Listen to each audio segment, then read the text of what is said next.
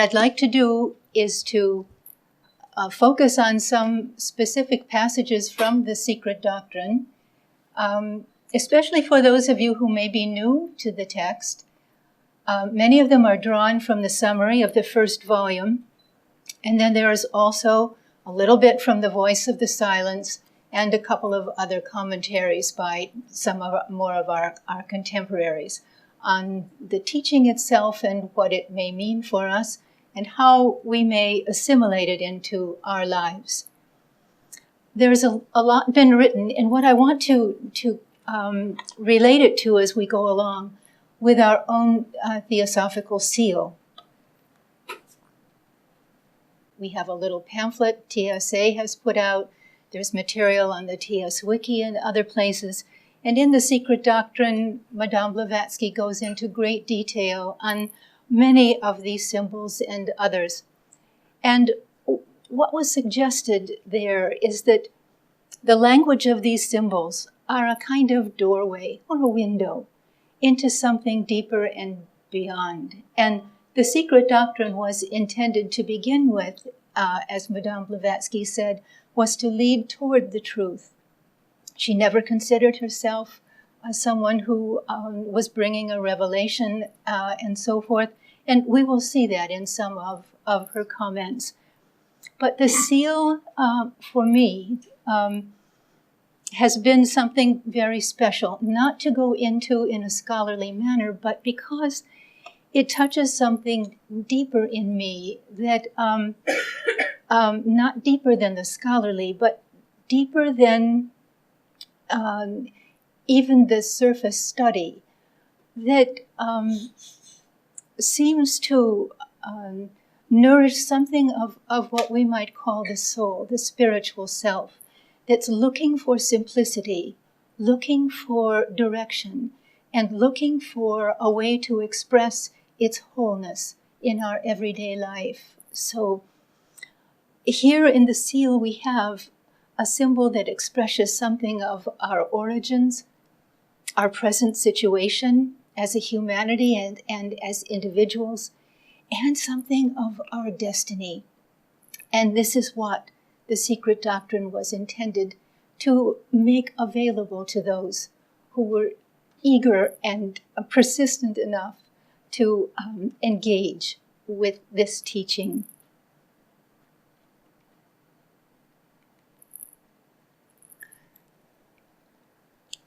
So this was Madame Blavatsky's dedication. This work I dedicate to all true theosophists in every country and of every race, for they called it forth, and for them it was recorded. So,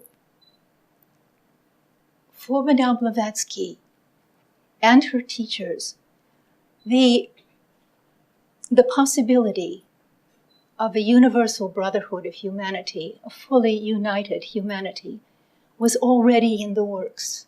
The potential was already being activated. And around the world, there were already those who were drawn to the theosophical way of life, not necessarily to a specific doctrine, but to a life that could be lived in service not only to the highest within oneself, but a life that was dedicated in some mysterious way to the well-being of all life, all forms of life. And I think that even though we were not in incarnation at that time, we were a part of the calling. If we are all of one life, visible and invisible, incarnated or at rest on the other side, we have a part in bringing about whatever happens here in this world. And so we called the Secret Doctrine forth, and for us it was recorded. The mystery of this recording is enormous. The abilities of Madame Blavatsky were strange for us.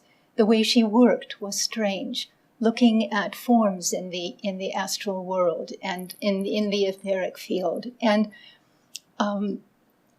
but she didn't do it alone. it was an enormous effort for her as she was not well. And the physical body required enormous care. So she was given shelter by theosophists around her. She was given a place to live. All of her physical needs were attended to as much as possible. So there were a whole group of individuals around her, many women and men as well, who actually participated in her care and helped her to be strong. So this was very much a bringing forth of something by a kind. It was a midwifing of a great work by a number of different skilled hands skilled in different ways. But she was the center of it. And of course, behind it all was the masters who were helping her as much as they could under the circumstances, the karmic circumstances under which she was working, and those were great. There were many who were assaulting her with, especially, and she was especially sensitive to the inner worlds, all of this negative energy, all of the prejudice, all of the skepticism, all of the criticism was coming her way. But I believe that the team around her, although she didn't form it, except she did put some pressure on some to come and help her from time to time. And it was difficult to say no to Helena Blavatsky.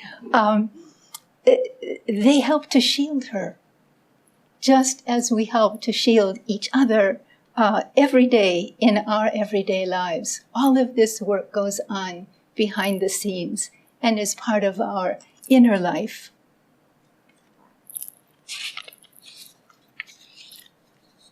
So this was a part of a number of talks that she gave to the American Convention between 1888 and 1891. Many who have never heard of the society are theosophists without knowing it themselves. For the essence of theosophy is the perfect harmonizing of the divine with the human in man. Kindness, absence of every ill feeling or selfishness, charity, goodwill to all beings, and perfect justice to others as to oneself are its chief features. So this is in her view, the essence of theosophy. In our theosophical worldview, now we add devotion to truth and also commitment to a life of active altruism. This is a part of the literature that goes out through our international center and here, of course, as well. But look at this. Look at the requirements. We, of course, have not perfected these latent powers, but they are budding within us. In The Voice of the Silence, which is her mystical work, which came out after The Secret Doctrine, another translation from some of the works that were central to the writing of The Secret Doctrine, she speaks or translates the work where the soul is referred to as our budding soul, a soul that now is only a half-open flower, a half-open rose. Rose often is the symbolism used. So we have to be aware of the fact that we're only about halfway through our evolution, the unfolding of all of the dimensions of our being, and realize that this is the direction we're moving into. And these behaviors, these qualities within us are the ones that must and inevitably underlie the refinement of the physical body, the quieting and steadying of the emotions, and the stimulation of our powers of thought, imagination, visioning, and intuition. So this is the life that needs to be lived in relationship. All the rest of it follows.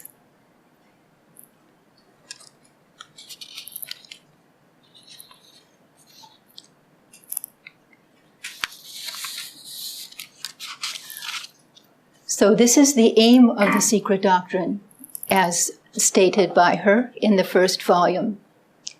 The aim of this work may thus be stated to show that nature is not a fortuitous concurrence of atoms, to assign to man his rightful place in the scheme of the universe, to rescue from degradation the archaic truths which are the basis of all religions, and to uncover, to some extent, the fundamental unity from which they all spring. And finally, the aim is to show that the occult side of nature has never been approached by the science of modern civilization.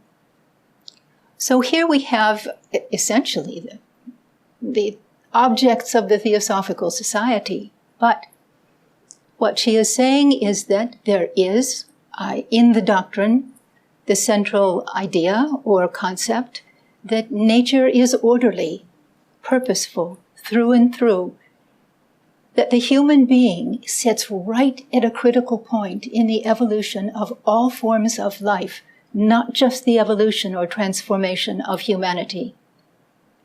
Also, to rescue from superstition, from misunderstanding, from misuse, the truths which are the basis of all religions. And we do this in our lodges as best we can. We try to look for the principles and practices that are central to various faiths and philosophies. We're interested in the diversity, in the details, of course, but the unity is where the life pours through and makes that diversity come alive. Uncovering the fundamental unity from which they spring, and to show that the occult side of nature has never been approached by modern science. Now we know that the occult, the hidden side of nature, can only be approached by one whose inner eyes, the eyes and ears of the soul, have been opened. That is, the inner side of nature can only be approached and those forces assimilated into our own being if our consciousness has been purified and sensitized and raised to an enormous degree. So it requires the science of today, something much more than we see now in our scientific community. We all know the limits of that. We're living with it.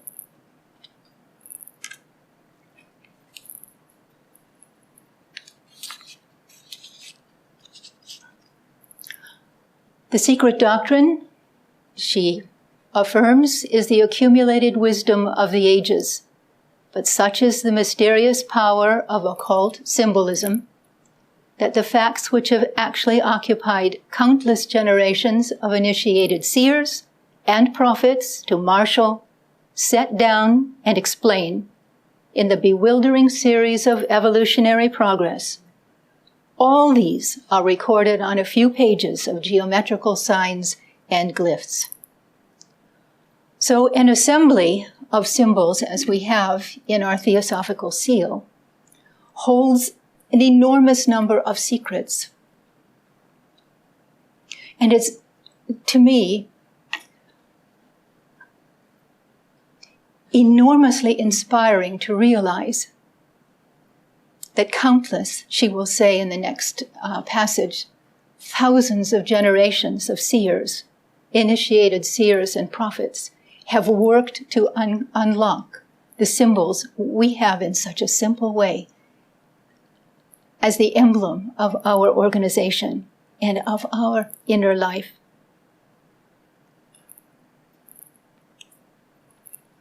The flashing gaze of those seers has penetrated into the very kernel of matter and recorded the soul of things there.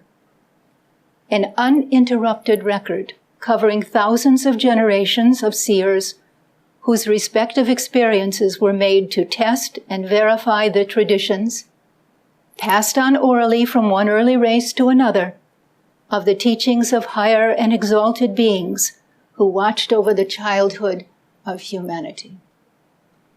This is, for me, a kind of revelation.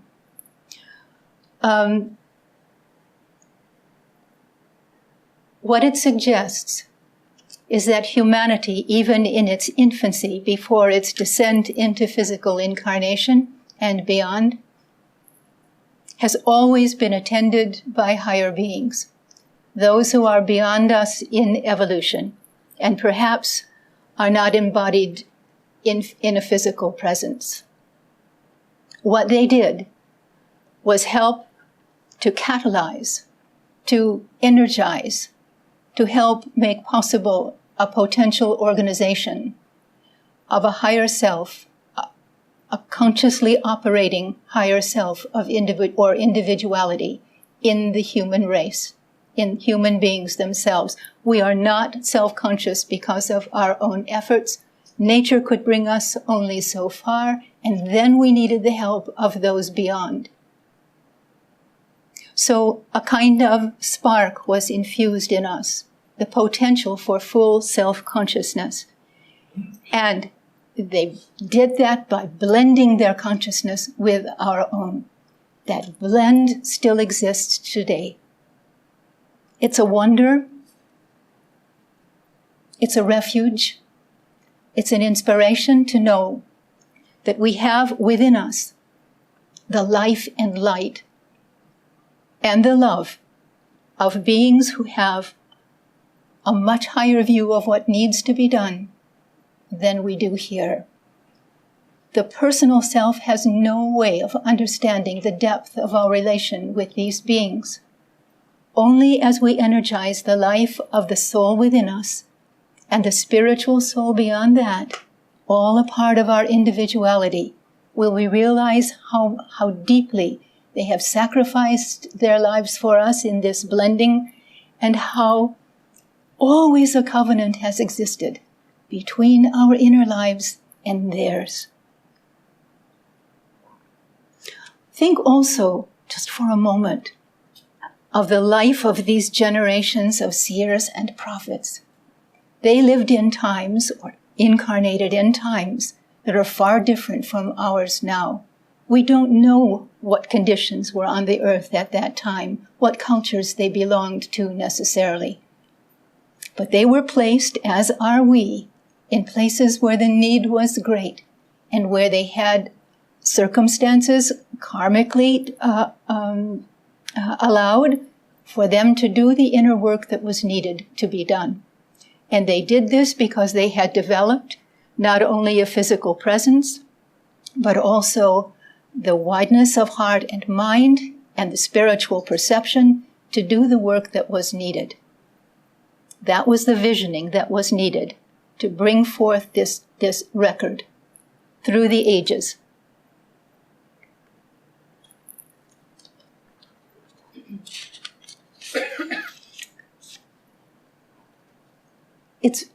It's easy to understand, in a way, why this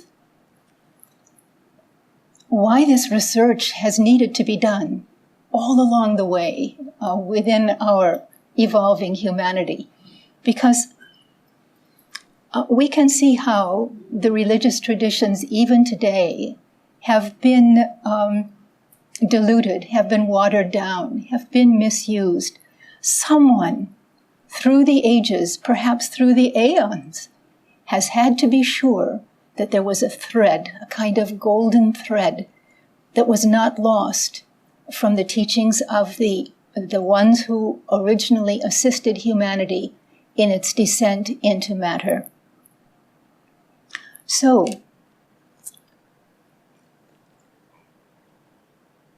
the fundamental law in this wisdom tradition, in the occult science, the central point from which all emerged, around and toward which all gravitates, and upon which is hung the philosophy of all the rest, is the one homogeneous divine substance principle, the one radical cause. It is the omnipresent reality, impersonal, because it contains all and everything. Its impersonality is the fundamental conception of the system. It is latent in every atom of the universe and is the universe itself. The image, of course, in the corner is the Aum. It arises from this impersonal background. But the important thing here, when we come upon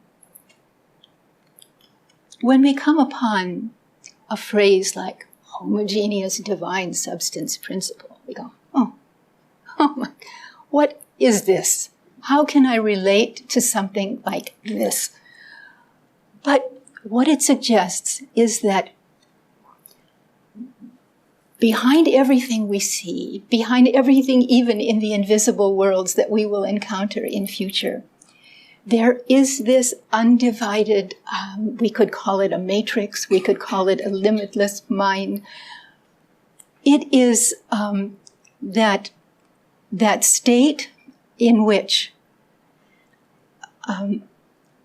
spirit and matter are profoundly in communion, profoundly at one with each other. It's a kind of sacred marriage.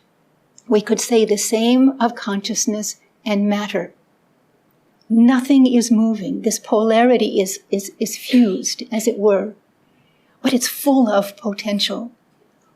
When that plane is, or something similar, is accessed in mystic visions, that place appears like a shoreless sea. It's also been described as completely empty or void. At the same time, simultaneously, it is a plenum. It's full. So that it holds within it the potential of everything that is to come. And its expression, when it begins to manifest, is a trinity, a polarity that turns into or manifests as a trinity, which we see very simply in our symbol of the Om. The Om is a trinity, but sometimes pronounced as O-M, Om. But it is the word, the sound, the primal energy or force or will that begins to bring everything into manifestation. And it is sounding even now in you and me. It is there. Again and again, it's suggested that not necessarily that we chant the Om, although it's a part of a spiritual practice for those who can accept the responsibility of that form of prayer. But we are told again and again to seek out the song within us, the song within our deepest self, the point within ourselves where everything seems to come forth. That sound is the sound of the Spirit in incarnation within each one of us. You know, sacred music, sacred hymns, sacred sounds have always been a way that we steady ourselves when things are going well, when things are not. There's something about sound and resonance within us that we can reach, but mainly when we're quiet. Because the capacities that we're bringing forth now, that is, intuitive capacities, can only come through and lighten this mind and heart when there is a stillness. So this is a sound, a resonance that is sounding within all things, and one in which we can attune ourselves to at any time. All we need to do is turn our attention to it in simplicity and in love.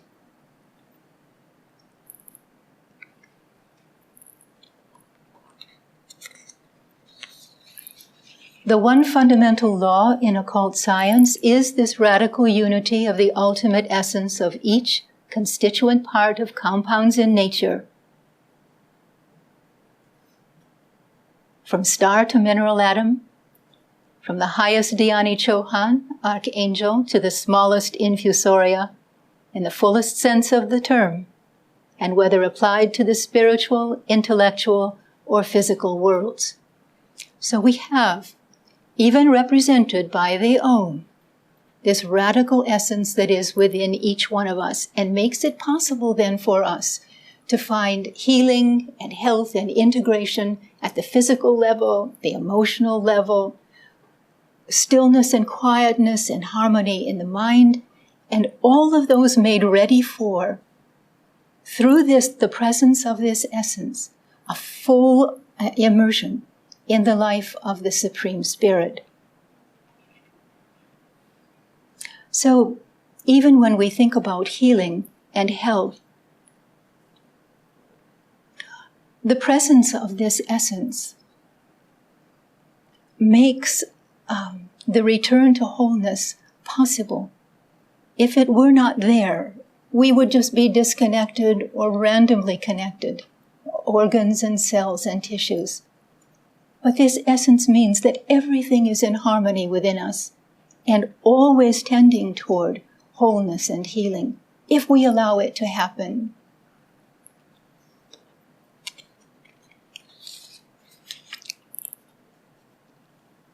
This is a passage that I have always been drawn to. Everything in the universe throughout its kingdoms is conscious, endowed with a consciousness of its own kind and its own plane of perception.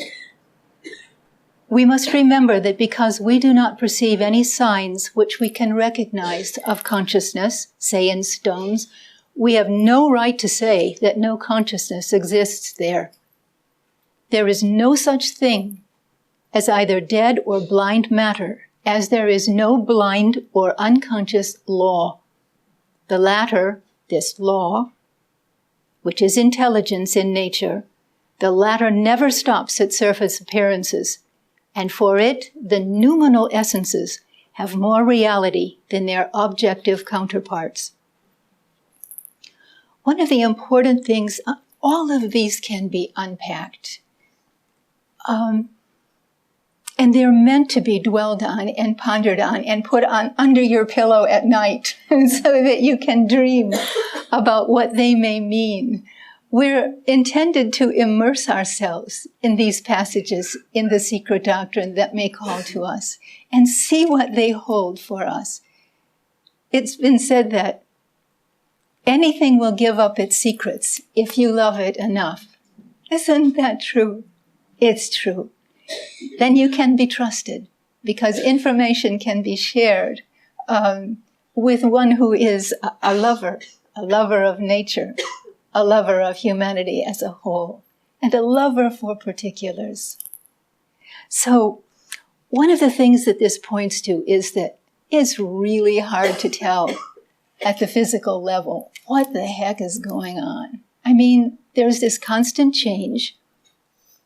It seems to be moving in one direction, but we seem to backslide a lot, not only individually, but as a humanity as a whole. What is happening? How can karma be involved in this and that? Well, much of karmic workings is involved with these noumenal essences, invisible forces and so forth that are connecting all of us and connecting us as a planet and not just as a nation or a family or an organization.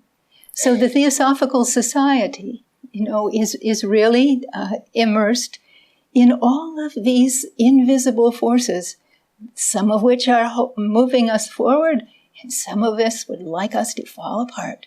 That is the nature of this evolutionary cycle and process. Another important passage. The universe is worked and guided from within outwards. As above, so it is below, as in heaven, on earth. The micro and man, the microcosm and miniature copy of the macrocosm, is the living witness to this universal law and its mode of action. And here we have just a suggestion that this passage may be related to many things, many symbols, but it may be related to the Whirling Cross, which Mitch mentioned a little bit about in his talk last evening, the swastika. A stationary cross suggests that a system, an individual, is in in repose. But once that cross begins to move, begins to whirl and spin, then things begin to move all around it. And in this case, it is the carrier of the Om, carrier of the will and the song, the word of the Supreme Spirit. It is the energy that begins to get things moving for a cosmos, a galaxy, a planet, a solar system to begin to emerge and continue its evolution. Everything that is about that system in latency that needs to be brought forward will be energized through the symbol of this cross. It is bounded already because the system is a particular one that's coming into being for a particular purpose. Now we know that the spin can either be clockwise or counterclockwise. And there's also radiating from that center in every direction that spin. So it's not just the four-armed cross, but it could be millions of energetic lines coming from that center and then converging again on the center. An oscillation so quick that it is unimaginable. When the cross is spinning in a clockwise direction, it's suggested that it is renewing, regenerating, rebuilding. When it's spinning in a counterclockwise direction, there's something else going on. There's a releasing, a disintegration, in order that something new can be built. So neither of these spins is positive or negative in the general sense. They have to do with the movement of forces in nature and what's happening in a particular situation. And we have to be able to sense what direction things are moving in whatever situation we're having to deal with. But we know, and she has suggested when she's talking about the human being being the living witness, is that everything that happens in our outer world happens as a result of our thoughts and feelings. These precede action all of the time. And when we become increasingly aware of that movement, it becomes very, very interesting. We begin to catch motive, begin to catch hidden influences and so forth. We begin to be able to identify whether a thought is coming in from somewhere else or whether it's being generated from within myself. All of this becomes very, very interesting. The adepts, when they're talking about their own work and world, they say we live in a world of force and motion. So they're constantly working with their disciples in the identification of the movement of energy and force, physical and subtle. And all of this is done from a peaceful place where the mind is absolutely not only still, but focused in whatever it is that's being explored and whatever results are desired. The whole cosmos is guided, controlled, and animated by an almost endless series of hierarchies of sentient beings, each with a mission to perform, and who, whether we give them one name or another, and call them Dhyani Chohans, lords of meditation, or angels, are messengers in the sense only that they are the agents of karmic and cosmic laws. They vary infinitely in their respective degrees of consciousness and intelligence. So we have also a symbol here of the snake swallowing its tail. It is the receptacle, in a way, of the symbols above it in our emblem, our seal, the Om, the Whirling Cross, and then the boundary of our system, coming into being in a timely way, because the serpent represents a wisdom circle, a cycle that is intended to happen in a particular way and time. So it is, our system is bounded by something that has come into being from latency and wishes to continue its own growth and development. And that's true for our earth as it is for each one of us. As our consciousness expands, we will discover that there are many other inhabitants in the inner worlds, in the invisible worlds, and we're in connection and either cooperation or battle with them at all times. This is a very interesting discovery for us. It makes us realize how important relations are, and that if we enter or begin to expand our visionary faculties with goodwill and intending to make them available for the good of all, it makes things very much easier.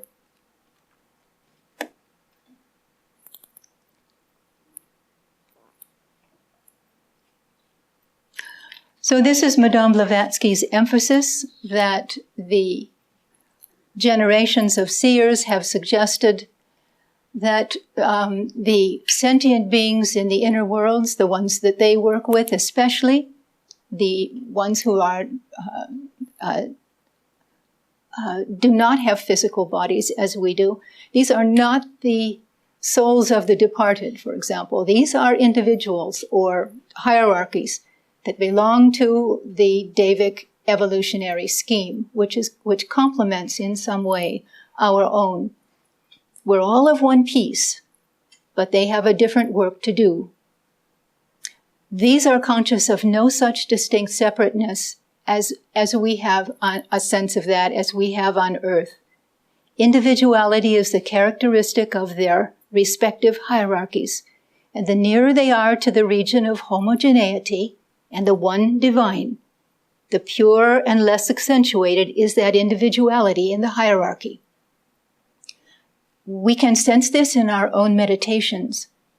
When the sense of the physical body, when we're in prayer or meditation, and we're focused so deeply that the sense of our own form disappears, then we enter a realm of universal thought and feeling that is much more expansive, much more loving, much more compelling than when we are focused here through the five senses. So, as the masters in their letters suggest, that the only spirits they work with are what they call the highest planetary spirits, those who have to do with the whole of the evolution of Earth. And they suggest that all kingdoms have their guardians, the animal kingdom as well as our own, those who have gone beyond us in evolution and remain on Earth to assist us and all other forms of life. These are the beings they go to in their cooperative efforts. That is a brotherhood that we know very little about, but it is, for me, a very inspiring concept and reality to imagine.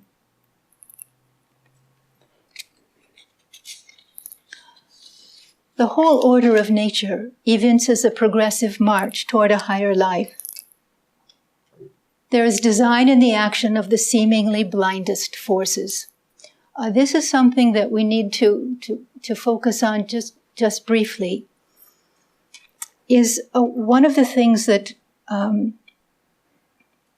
happens as we move along in our own unfolding, when we begin to expand our own consciousness, is that we begin to come into a bit of conflict with the lower Devic kingdom, those that activate the instinctive patterns of the lower kingdoms.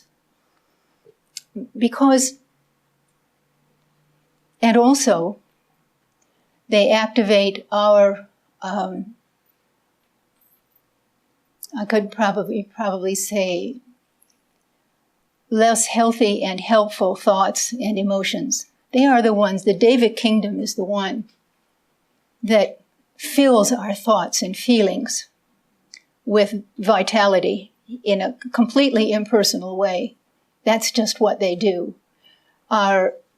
The inner fields of the human being are composed of the essences must be composed of the essences of these elemental kingdoms. Those kingdoms, which is a help for us in some way, their path is the path of forthgoing. It's becoming increasingly physical. That's why they help us to make things manifest. They help to bring our thoughts and feelings alive. That can work either to the detriment of others and ourselves or not. But our thoughts are living creatures, living beings in the inner world, and if we continue to energize them, we draw in Devic element or essence of the same type, of the charge that we have given to those thoughts. So when we begin to release those thoughts, release ourselves from the prison of our somewhat instinctual behaviors and conditionings, we're met with a lot of resistance within us. And part of it is because of the unconscious presence of this Devic element. It's because we need to understand more and more of ourselves that we begin this path to begin with, so that we can take charge of our own lives and release any unhealthy relationship we have with the lower angelic kingdoms. We can still use that elemental essence in a healthy way, but we don't need to be guided or controlled by a kingdom that is, in effect, moving in an opposite direction than we. Their inclination is always diversity, strong stimulation, separation. Ours is to enfold that separation into something whole and beautiful.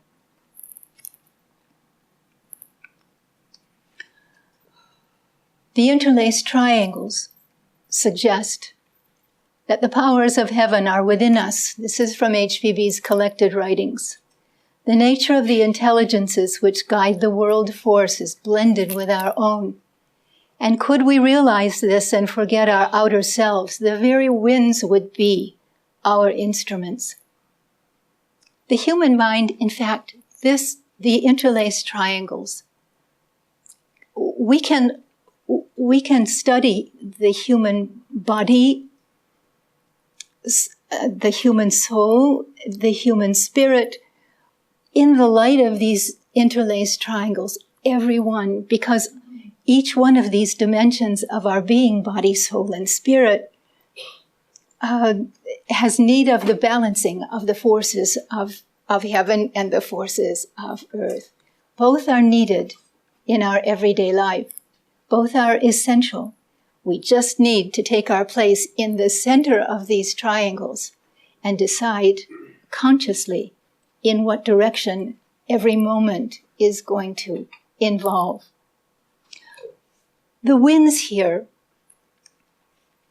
do not necessarily, for me, mean physical winds. It doesn't mean we're going to control the weather. That may be possible in future, who knows? But we may find easier ways to do it than with the mind.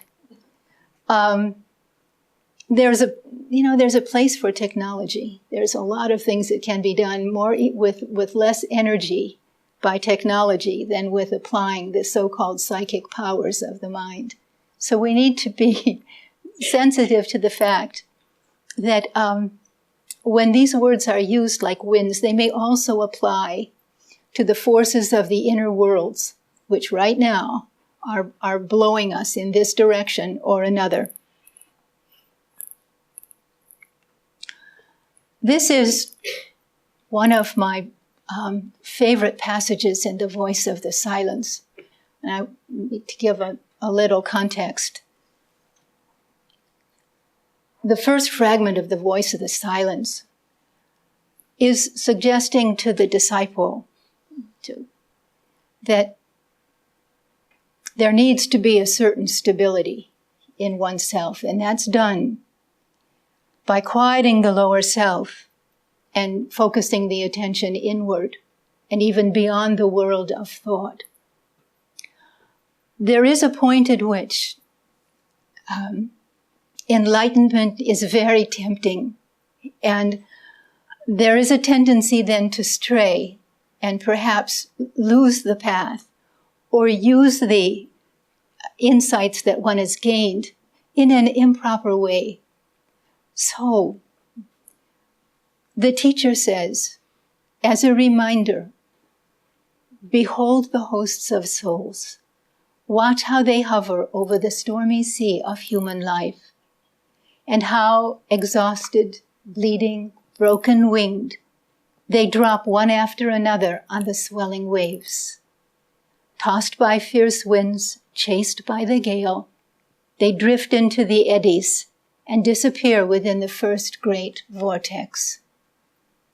It's been suggested that this passage applies to those who are nearing reincarnation again, that in the inner worlds they have very little choice. The winds of karma are blowing them into a situation that is not particularly one that they would choose themselves. For me, this perfectly describes how most of us are living today. There really is no one here who has not experienced on the path exhaustion, an absolute loss of vitality that may have nothing to do with physical illness. Broken winged suggests that we have lost the ability to fly freely through life. Have you ever felt grounded? Or as though you were walking through thick mud? The voice of the silence has amazing imagery to depict the kind of life that we're leading now, to draw attention of the disciple to the fact that a little bit of enlightenment does not free you from the extent of your conditioning. Close fast thy senses, says the voice, against the great dire heresy of separateness that weans thee from the rest. So then the suggestion of the voice is to let thy heaven-born, the spiritual soul, merged in the sea of Maya, break from the universal parent, the universal soul, but let the fiery power retire into the innermost chamber, the chamber of the heart, and the abode of the world's mother. Then from the heart that power will rise into the sixth, the place between thine eyes, when it becomes the breath of the one soul, the voice that filleth all, thy master's voice. Then thou canst become a walker of the sky, who treads the winds above the waves, whose step touches not the waters. So here we have the suggestion, strongly made by the voice of the silence, that there comes a time when there is the need to move one's consciousness deliberately into the heart. Madame Blavatsky says the physical heart is the supreme organ, the most spiritual organ in the physical body.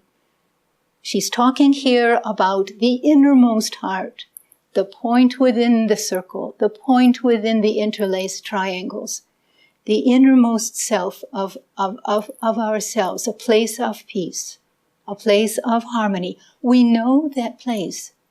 All we need to do is to be brave enough to slow down and begin to access that space within us.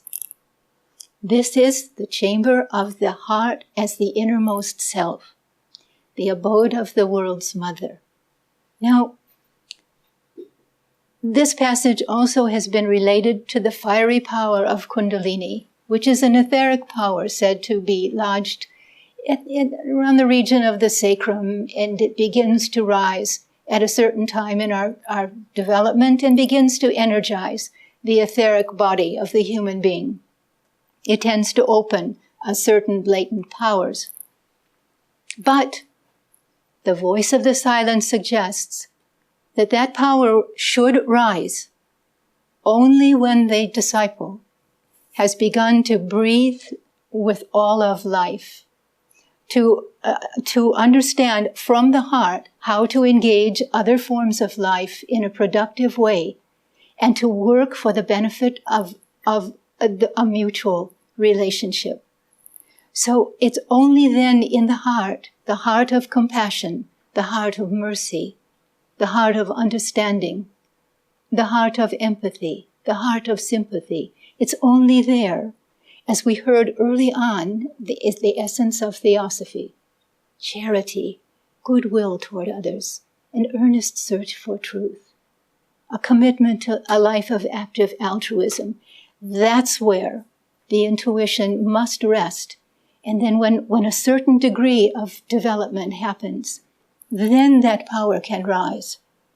And our mind will be more fully opened. And the heart will open from the soul will open just like a flower, from the state of being a bud to being a fully opened flower. So these images can be looked at in very many different ways, but they're meant for us now. And they're to caution us. The whole first fragment of the voice of the silence is to caution the disciple against the premature development of psychic powers. To have so much, to have the understanding that's needed so that one can move forward safely, not doing harm to oneself or others. Psychic powers will come in their own way and time, but love must bring them about, and love must guide the force of Kundalini when it begins to rise. Its fire can burn and destroy as well as warm.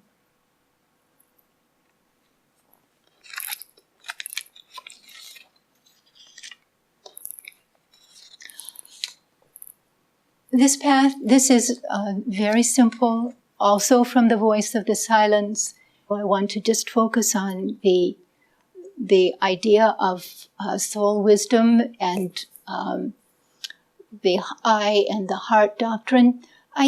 It seems pretty clear, doesn't it? That the heart doctrine has something to do with taking the information we have gained, the visions we have experienced, all of that into relationship.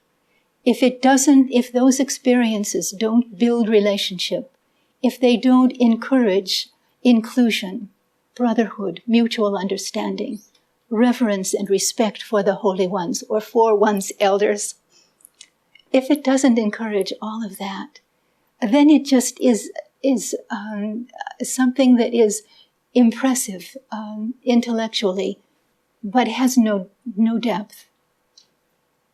The heart doctrine is the one, actually, it is in the voice of the silence, it is the life of the Bodhisattva.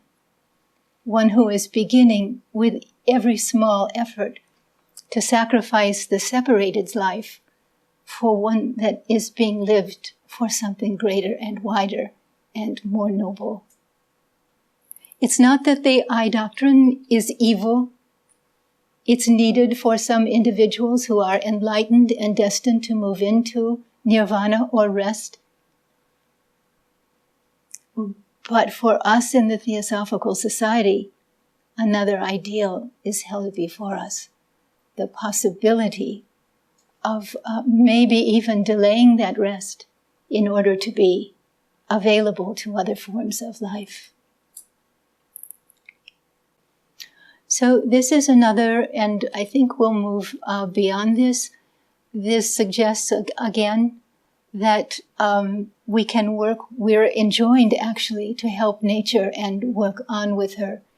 And that all of nature, there's a beautiful ending to the voice of the silence, where an adept achieves full enlightenment and all of nature rejoices. Especially because that fully enlightened one, has chosen to remain, to lift the rest of us as much as can be done. So nature opens wide before one who comes before her in love. The treasures that she holds within us, within her heart, It is said that she shows only to the eye of spirit. What she reveals to us, especially, is our own human nature. When we begin to work with her in full consciousness, doing our very best, we access energies and life within ourselves, vitality that we have not imagined before. And we see it also in each other. And we begin to encourage that in each other and in all forms of life. This is, we're near our closing. This is Sri Madhava Ashish, Man, Son of Man, a beautiful commentary, one of two on the Secret Doctrine, that the true teaching raises echoes in the depths of ourselves, our beings. We recognize them because they sound the notes of a truly human aspiration. It's in ourselves we look for certainty, not to outside teachers necessarily. We're aware of the teaching coming from a teacher and each other, but within the heart is where that certainty begins to arise. We speak of the heart and not of the mind, for love is the goal and love is the guide. Though clear reason may guard our feet from the many pitfalls of the path, the certainty we seek is the certainty of love. That is the certainty that gives us courage to break the bonds of our imprisonment. Madame Blavatsky's teacher, and she shares this in her esoteric instructions, he gave her a list of a series of qualities that need to be gained. They're simply called the golden stairs, and they're there for anyone to see. They begin with a series of ways to purify and sensitize and lift the lower consciousness. And then there's a small series of what we must do in relationship with a teacher.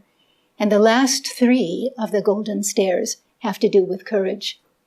Courage and the ability to stand up for each other. The last one of all is the one I wanted to mention, and that is a constant eye to the ideal of human progression and perfection, which the secret science depicts. That, the last step, is the final step toward the final and perhaps even the beginning, because these steps, we go up and down all the time. But it's called the stairs to the temple of the wisdom. So this is Radha Bernier, a past president of our international society. Theosophical life is thus a natural growth into altruism. Wisdom cannot be obtained by someone who does not have the love of humanity, nay, all of life, at heart. Love cannot come about in a mind which sees only diversity. Only when the mind has glimpses of unity does it begin to care. Then it cannot rest until it finds the way out of sorrow. Here begins the work of acquiring self-knowledge. It is vastly different from seeking relief from personal difficulties. So, I forgot to say that in the golden stairs, and some of us recite this on a kind of regular basis together, the first part of it, the words of the Master are never spoken for some reason. And what he said was, "Behold the truth before you." So, behold the truth before this symbol of our Theosophical Society. Dwell on these symbols because they suggest that behind the symbols, even in the center, there is this radiance arising from a vast, limitless, empty and full matrix. The radiance is radiating right from the center of this assembly, even though it's no longer seen in the foreground, is our own life. Always connected with the Om and the spin of the whirling cross that is universal, but finding its way into our system, bounded by the serpent of wisdom, the wisdom cycles in which we're immersed, challenged by the interlaced triangles, the forces moving us heavenward and also helping us to stay grounded here, for good or not. And then the enlightened individual at the center. The perfection not of a physical body or this or that appearance, but the perfection of love. The perfection of our ability to see directly into the truth of things. The perfection of our ability to bring out the best in each other and the best in other kingdoms as well. There is no religion higher than truth. And we're immersed in it. We're informed by it. We're inspired by it. And we can discover it in every moment of our lives and recognize the calling and the covenant in stillness and in the midst of apparent chaos. It can be done. Thank you.